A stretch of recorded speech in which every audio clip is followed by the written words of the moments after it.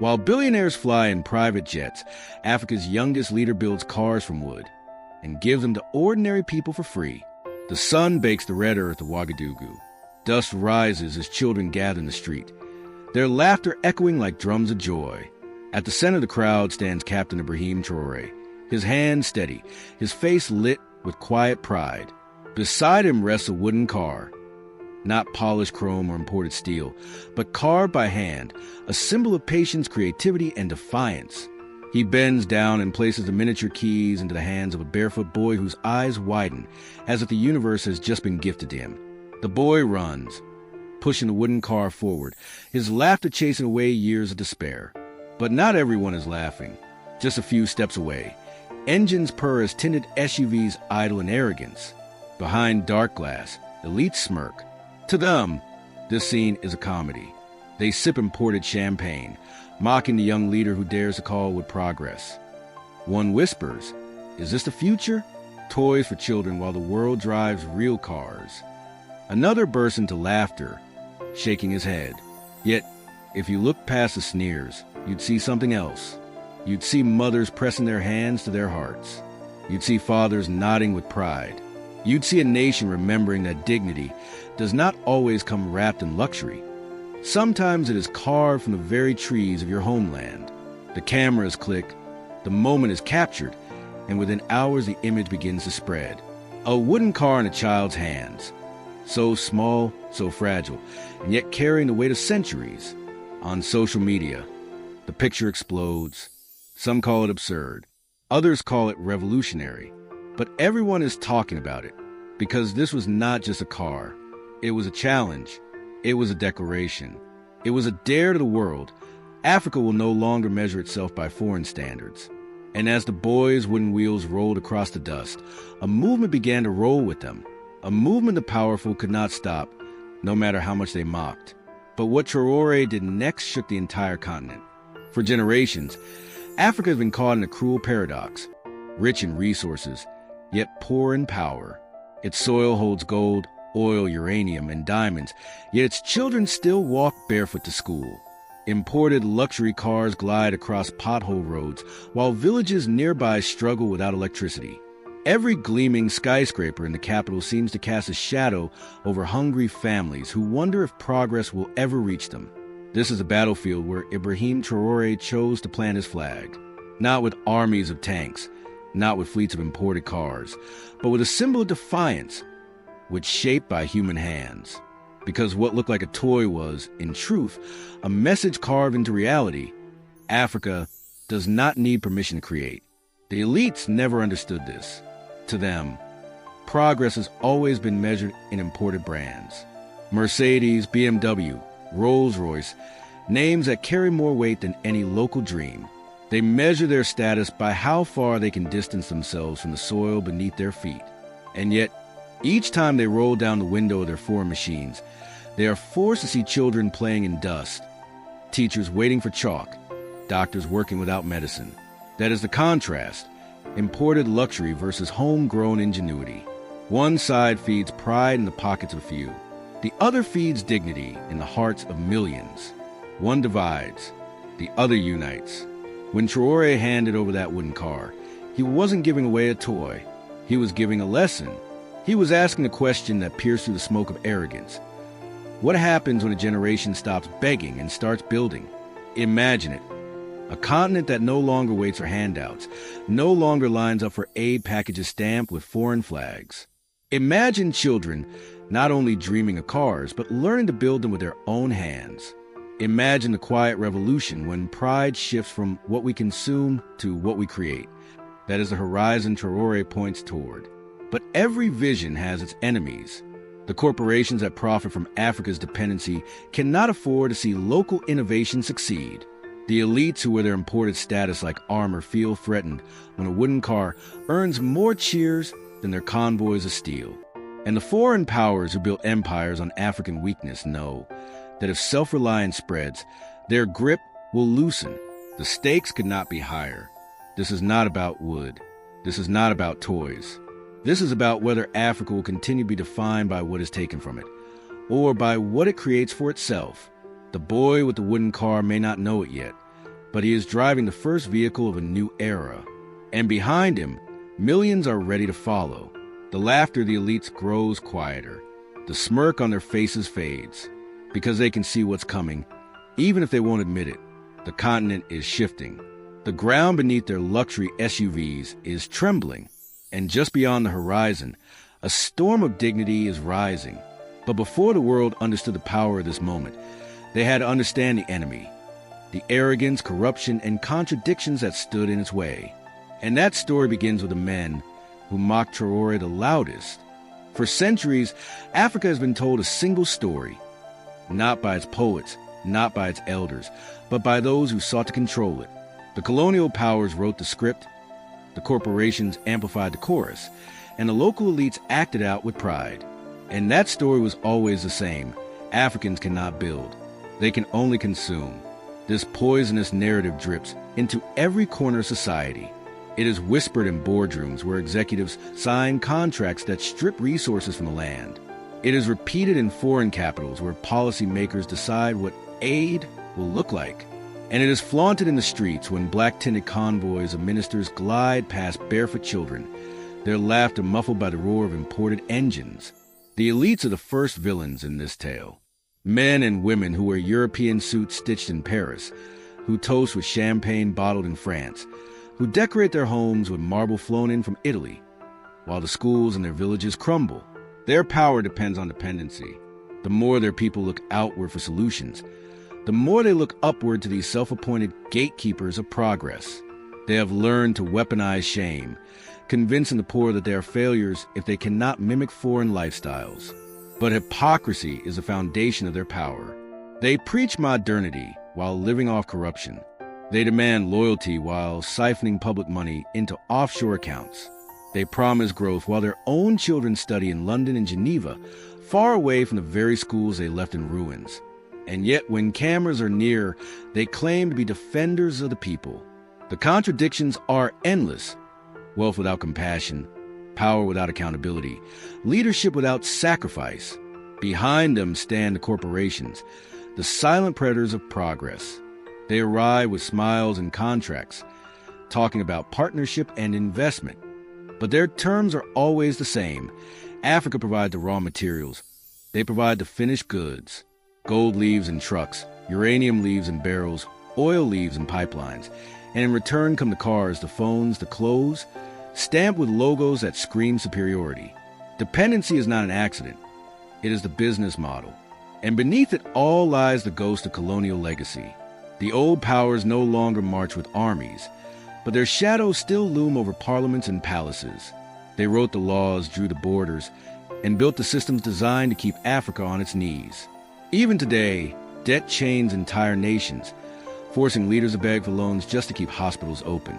The unspoken message remains clear. You are not meant to stand on your own. This trinity of arrogance, corrupt elites, predatory corporations, and colonial ghosts feeds off the same lie that Africans cannot build. And to reinforce this lie, they stage their theater of excess. Imported cars parade through impoverished neighborhoods, each gleaming wheel a reminder of inequality. Ministers flaunt watches worth more than a farmer earns in a lifetime, all while telling citizens to tighten their belts. Yet the reality on the ground is unshakable. Children walk miles to school with empty stomachs. Mothers sell vegetables in scorching heat to buy a single notebook. Villages share one broken well, while politicians cut ribbons on luxury resorts. The contrast is so sharp it wounds the conscience. Endless wealth side by side with endless suffering. This is a contradiction that Ibrahim Traoré was born into. A land so rich the world envies its soil, yet so robbed that its people are told to envy others. A continent taught to measure dignity not by what it creates, but by how well it imitates. And every day that this lie holds, the elites grow stronger while ordinary people grow weaker. But history is never static. Stories once written can be rewritten, and every empire of arrogance eventually meets its challenger. For Burkina Faso, that challenger emerged not from the gilded halls of parliament, not from the corporate towers of the city, but from the dust of the barracks, a soldier who looked at his people suffering and said enough. Because while the elites mocked, while the corporations profited and while colonial shadows lingered, one young captain refused to bow. He did not choose marble or steel. He did not chase the gleam of imported luxury. Instead, he chose the simplest, humblest material of all, the wood of his homeland, and with it, he carved a future the world could no longer ignore. But who was this soldier? And how did his journey prepare him to face down empires of arrogance? That story begins with the life of Ibrahim Traoré himself. Before the headlines, before the chant of crowds and the viral images that circled the globe, Ibrahim Traoré was simply a son of the soil. Born in the heart of Burkina Faso, he grew up not in palaces but in fields. His earliest memories are of his father's hands, rough from tilling the land, and his mother's prayers whispered over steaming pots of millet. He understood hardship not as theory but as daily life, the kind of hardship where a broken tool meant a day without food, where rain could determine whether a family survived a year. That childhood carved humility into him like stone, where others might have seen poverty. He saw resilience. He learned that dignity was not something bought or borrowed. It was something earned, something shared. When he looked at his neighbors, he did not see victims. He saw survivors. He saw people who deserved more than dependency and handouts. As he grew, his path led him into the army. There, in the dust of the barracks, Traoré proved himself not through arrogance or cruelty, but through discipline and loyalty. He was the kind of soldier who carried not just weapons, but conviction. He listened to the men under his command, shared meals with them, and walked alongside them when the marches grew long and the sun became unforgiving. To his comrades, he was not just a captain, he was a brother. What made him different was not his rank, but his refusal to forget where he came from. Even as his responsibilities grew, he remained a farmer's son at heart. While other officers sought privilege, he chose simplicity. Where others demanded special treatment, he ate from the same pot as his men. He visited villages without escorts, sitting cross-legged among elders, sharing stories and tea. He walked among children, letting them tug at his uniform, never once pulling away. He made himself accessible, tangible, human, in a world where leadership often hides behind tinted windows and bulletproof glass. His vision began to form in those moments. He realized that greatness was not measured by how far above the people you could stand, but by how deeply among them you could live. Skyscrapers did not impress him. What impressed him was the ingenuity of a farmer who could coax life from dry soil, or the creativity of a child who could fashion a toy from scraps of metal and wood. In these small acts, he saw the blueprint for sovereignty. Traoré believed dignity did not require skyscrapers piercing the sky or imported cars glittering on highways. Dignity required self-reliance, the ability to stand without leaning on the crutches of foreign approval. He began to speak of this vision quietly, first to his soldiers, then to villagers, and eventually to the nation. His words were simple, but they carried a weight that resonated. We do not need to beg, we can build. This belief was not romantic idealism. It was rooted in the very life he had lived. He had seen mothers patch clothing until the fabric was more stitched than cloth. He had seen young boys carve toys out of tin cans, their imagination refusing to be caged by scarcity. He had seen entire communities pool what little they had to buy a single goat, then celebrate as though they had purchased an empire. These were not signs of weakness. They were signs of strength, the kind of strength no foreign corporation could replicate, no colonial power could erase. And so, when the time came to embody his vision, Traoré did not begin with factories or billion-dollar projects. He knew that revolutions are not born from glass towers. They are born from symbols that ignite the human spirit. He chose wood, the most humble of materials, abundant and familiar, something that belonged to the land and the people. With it, he began to carve not just cars, but an idea that Africa could start with what it had, build with what it knew, and create something the world could not ignore. The image of him, bending low to hand a wooden car to a child, was more than charity. It was prophecy. It said to the people, if we can build this, we can build more. If we can create with our hands, we can create with our future. It was a rejection of the lie that Africans must always be consumers. It was a declaration that the spirit of creation was alive and well. Of course, Such humility threatened those who clung to arrogance. For every child who smiled at the gift of a wooden car, there was an elite who sneered, calling it backward. For every farmer who felt pride in the idea of self-reliance, there was a foreign corporation that trembled at the thought of losing its grip. But Traoré did not flinch. He had grown up under the weight of scorn and the heat of struggle. Mockery could not break a man forged in the fields. He was not promising instant prosperity. He was planting seeds. Seeds of dignity. Seeds of defiance. Seeds of a future where Africa could rise on its own terms. And like any farmer's son, he knew that seeds need time, patience, and belief. And so he began not with factories, but with wood. But humility can only withstand ridicule for so long before it must answer back. And soon, the mockery would turn into open challenge. The laughter of the elites was growing louder, and it would set the stage for a confrontation the world would not forget. The scene was almost theatrical. On one side of the street, children pushed their wooden cars with shouts of joy, the wheels clattering against the dust as though echoing a nation's heartbeat. On the other side, a polished convoy gleamed in the sun, black SUVs, foreign sedans, and luxury badges that screamed status louder than any speech could.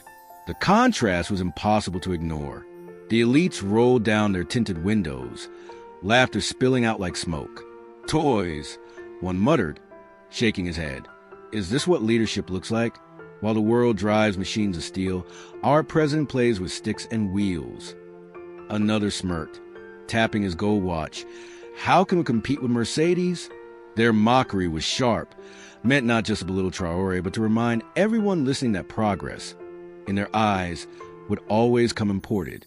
Crowds overheard these words. Some villagers lowered their gaze, shame flickering across their faces, as if centuries of being told, "You are less," had returned in an instant. But others, mothers, farmers, students, clenched their fists, because they recognized what the elites could not, that the car itself was never the point. It was the courage to build, the courage to imagine, the courage to resist humiliation. Traoré stood at the center of it all, silent at first, letting the laughter run its course.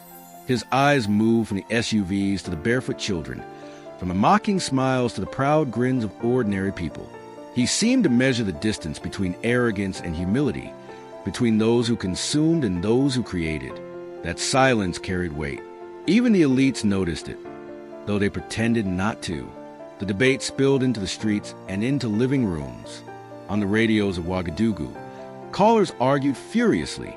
"We need real cars, not wooden ones," shouted one man, his voice crackling with disdain. But another countered, "Every invention starts somewhere. Even the first planes look like toys." Did the Wright brothers not face laughter too? On social media, hashtags split the nation. Memes mocked the wooden cars, while others turned them into symbols of pride, declaring them the wheels of dignity. The tension was no longer between a leader and his critics. It was between two visions of a nation's future.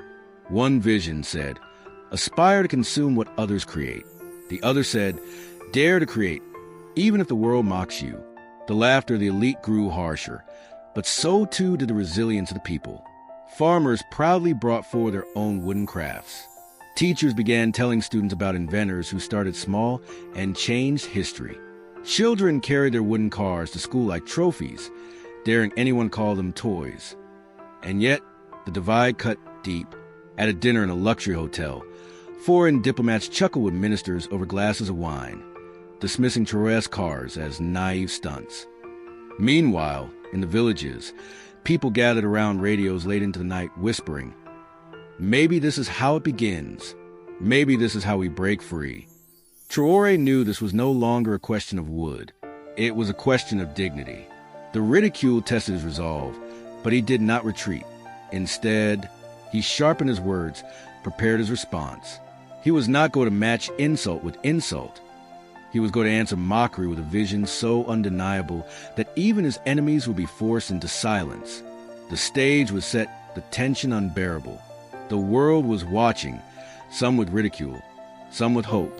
Everyone waited to see whether this experiment would collapse under laughter or rise into legend. And then the laughter stopped when the world saw what those cars really meant. The laughter was still ringing when Ibrahim Traoré stepped forward. The elites leaned back in their leather seats, their eyes gleaming with amusement. They expected silence, or perhaps defensiveness. What they did not expect was conviction. He placed his hand on one of the wooden cars, the grain of the wood rough against his palm, and lifted it high for everyone to see. "You mock wood?" he asked, his voice steady, carried not by microphones but by the sheer weight of his presence. "This is what we have, and with this, we will build our future." The words landed like thunder. The crowd fell silent for a breath, then erupted in applause. Mothers clapped, children cheered, soldiers raised their fists. Even the skeptics found themselves shaken. The wooden car, once dismissed as a toy, had become a weapon, not of destruction, but of truth. Traoré continued, his voice rising with each sentence. "Every empire you admire, every machine you worship, began as something small, something fragile, something mocked. The first planes were called impossible.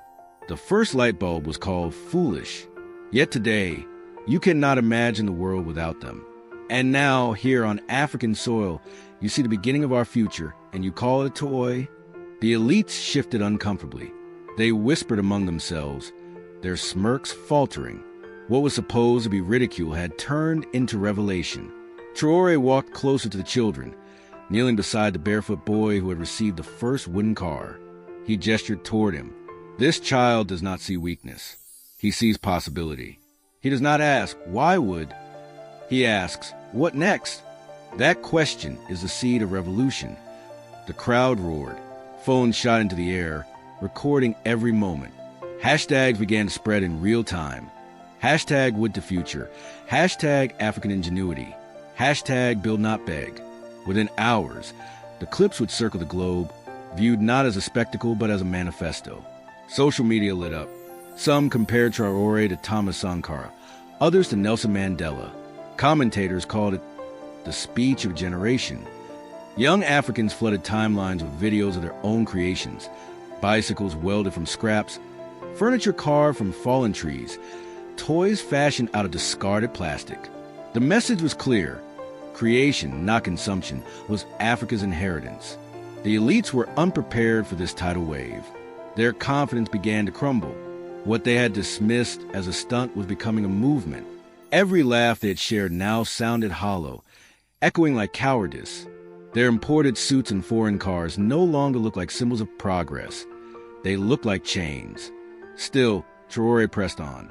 He turned his gaze toward the luxury convoy, his eyes hard as flint. You ride in cars built by others. You eat food grown elsewhere. You wear clothes stitched in lands you will never visit. And you dare to laugh at us, at the ones who say, "Let us start with what we have"? No, the time for your arrogance is over. We will not measure ourselves by the height of your skyscrapers or the shine of your glass. We will measure ourselves by the strength of our hands and the hope in our children's eyes. The silence from the SUVs was deafening. No one laughed now. Then came the line that would be replayed in clips across every platform, the words etched into headlines, banners, and history. Luxury divides. Ingenuity unites. The crowd exploded. Some wept openly, their tears mixing with dust. Others shouted until their voices cracked. Soldiers saluted. Teachers raised their fists. In that instant, the divide between wooden cars and steel machines dissolved. What remained was a simple truth. Dignity comes not from consumption, but from creation. The elites could not respond. They had no words that could stand against the clarity of his vision. Cameras caught their faces, tight with frustration, their laughter now exposed as weakness.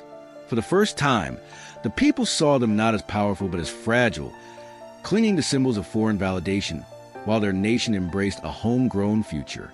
Around the world, the ripple effect began.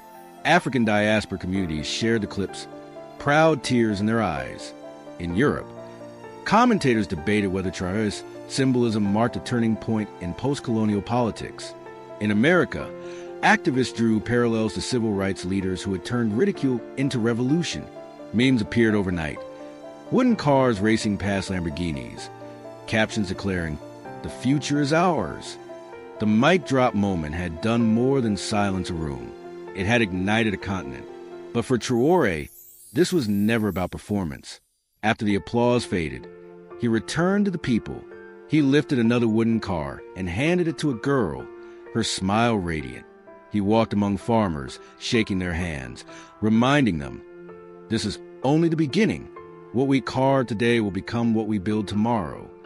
The elites retreated, their engines humming as they sped away, leaving behind a scene they could not control. They thought they had mocked him into irrelevance. Instead, he had turned their ridicule into a rallying cry. For generations, Africa had been told to wait, to depend, to consume. In that single moment, Ibrahim Traore had declared, no more. The people did not need permission to create. They needed only courage. And courage, at last, had found its voice. The world was watching. The people were rising. The symbols of arrogance were cracking. And from the dust of wooden wheels, a storm was gathering strength. But the question lingered. What would happen when the storm broke? When the aftershock of this defiance rippled far beyond Burkina Faso's borders? The answer came swiftly, in shockwaves that no one, not even the elites, could contain. The moment Traoré lifted that wooden car and declared, luxury divides, ingenuity unites. The echo did not stop in Burkina Faso. It surged outward, faster than even the supporters expected. Within hours, videos of children pushing and riding the handmade cars began flooding social media. Barefoot boys and girls who once chased tires down dusty roads were now steering miniature vehicles carved by local hands. Their laughter wasn't just play. It was defiance wrapped in joy. Hashtag spread like wildfire. Hashtag wood to future.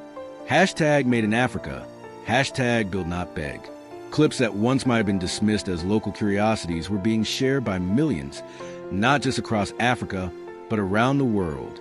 Diaspora youth in Paris, London, New York reposted them with pride. Look at home. Look at where greatness begins. Schools joined in. Teachers encouraged students to craft their own wooden projects, turning classrooms into workshops of invention. In villages, elders taught children the skills of carving and assembly, their hands steady with pride as they passed down what colonial education had once dismissed as irrelevant. Instead of mocking the simplicity, communities embraced it. Every car was a symbol, every wheel a declaration that innovation could be born from the soil itself. Inventors, too, were inspired. Engineers and artisans began posting prototypes, solar-powered adaptations, sturdier frames, and even models combining traditional woodwork with recycled metal. The creativity was infectious. Suddenly, Africa was no longer waiting for imported solutions. It was crafting its own, piece by piece, wheel by wheel. The diaspora amplified the movement further. Young Africans abroad, who had often wrestled with identity, found in these wooden cars a rallying point. They saw more than toys. They saw dignity reborn. From Toronto to Berlin, they held exhibitions, showing off African-made designs. They said to the world, we are not just consumers of your products. We are creators of our own future. Western media could not ignore it. What began as scattered clips on TikTok and Twitter transformed into headlines. From dust to innovation, wooden cars redefine African pride. Commentators who once dismissed African politics as instability were suddenly forced to reckon with something they could not package neatly: the raw, unfiltered power of self-reliance. News anchors try to spin it, some calling symbolic, others unsustainable. But symbolism, as history has always proven, is what ignites revolutions. And for every skeptical article, there were a dozen videos of children smiling behind hand-carved steering wheels. No glossy advertisement could compete with that image. Even critics found themselves caught in the current. What they called primitive, people celebrated as authentic. What they dismissed as childish, Africans reframed as visionary. In living rooms, at market stalls, on long commutes, conversations changed. The question was no longer, why are we so far behind, but what can we build next? And for the elites, the laughter was over. Their imported cars suddenly looked less like status and more like shame. Each viral clip was a reminder that their luxury could not buy loyalty. The people's pride had found a new fuel, and it wasn't running on gasoline. It was powered by imagination. The shock waves reached places even Traoré had not predicted. In neighboring countries, leaders faced pressure from their own youth demanding projects of dignity.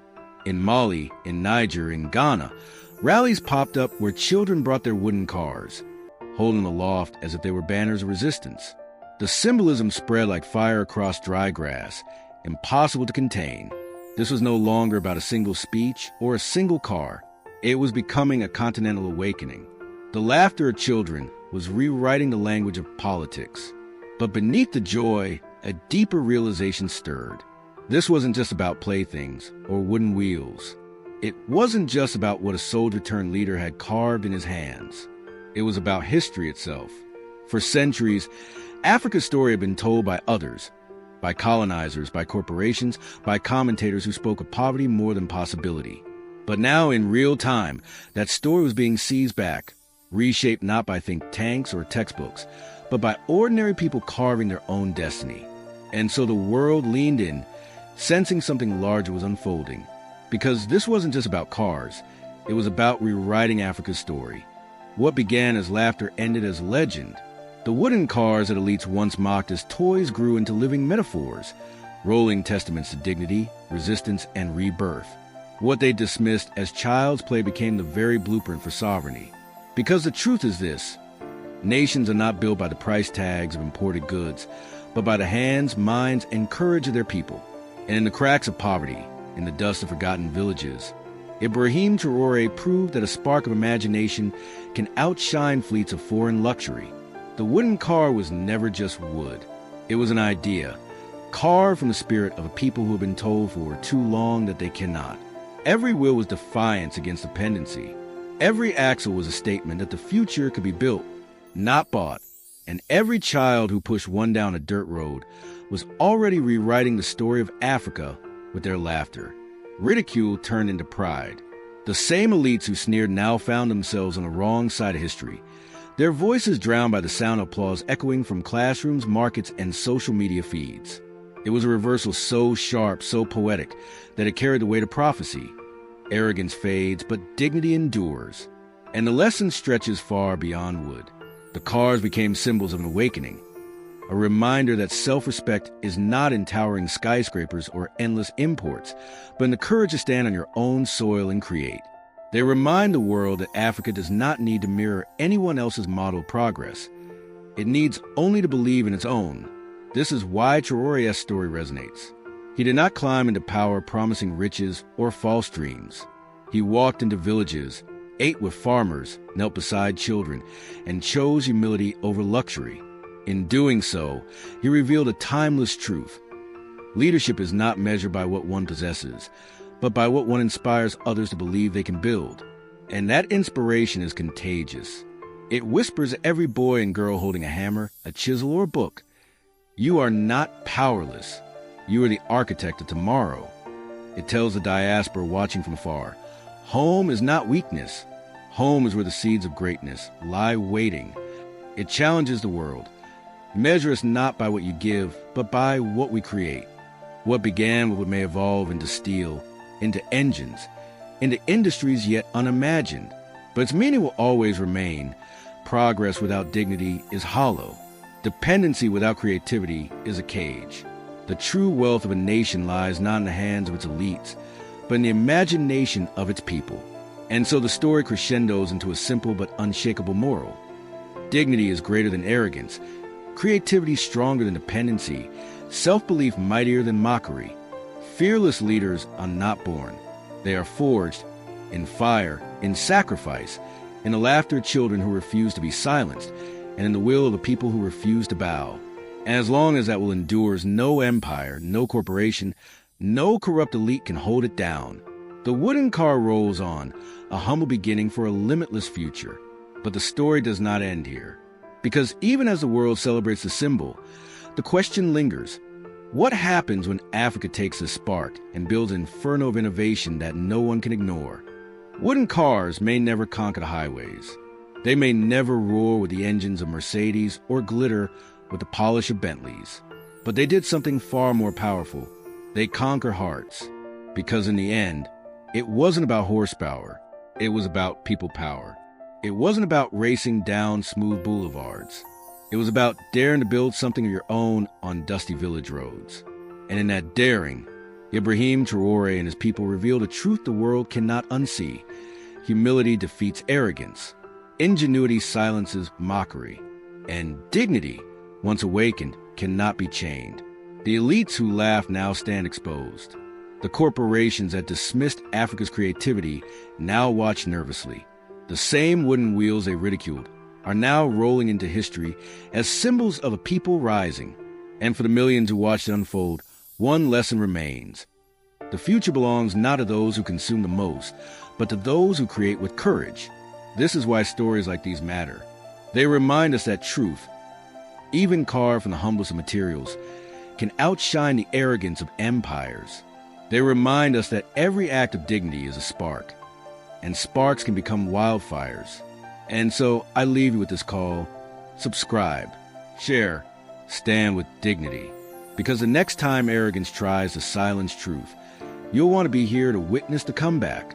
The wooden car is not just rolling down a village road. It's rolling into history. And the story is still being written by those who dare to believe that even the simplest creations can change the destiny of nations. This is not the end. This is the beginning.